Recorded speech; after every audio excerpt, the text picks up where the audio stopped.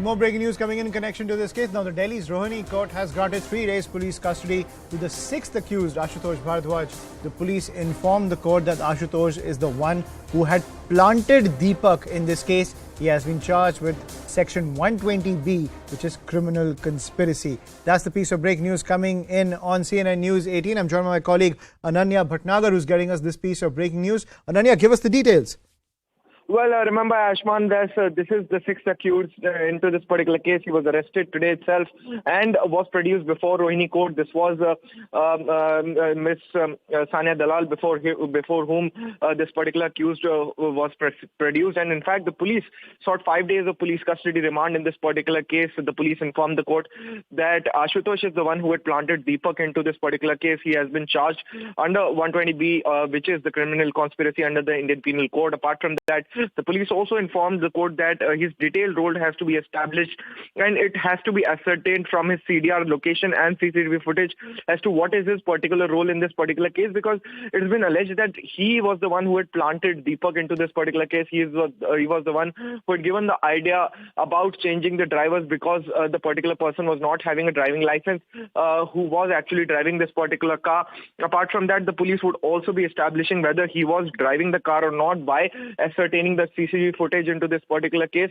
And a very, very key accused that has been arrested now, and we'll have to wait and watch, because remember that one more accused person has to be arrested into this particular case, which comes down that total 7 accused are there in this case and 6 have already been arrested, and he would also be useful when it comes to arresting of the 7th person in this particular case. So the police has got 3 days of PCR, and we would have to wait and watch as to when he's produced next, what has he corroborated in his statements, and how his arrest has actually led to this particular case's useful to this investigation of this particular case. Because remember that this case remains to be a headline for everybody, because this has raised a lot of eyebrows with regards to women's safety in the national capital. We've already the national capital has already been criticized for it for a very long time, but then this case came out as a shocker, and now the investigation of the Delhi police is leaving no stone unturned to actually trace down as to what this case actually was. And because of the lot of questions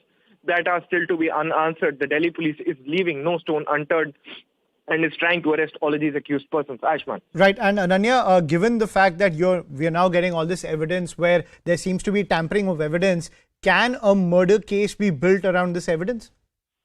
Well, Ayushman, for a murder case to be registered in this particular aspect, there has to be an intention attached to these accused persons. And until and unless a role is established as to why these people wanted to kill that particular girl, Anjali, that would be a very, very difficult task. But definitely there is a non-bailable culpable homicide not amounting to murder that is attached into this particular case.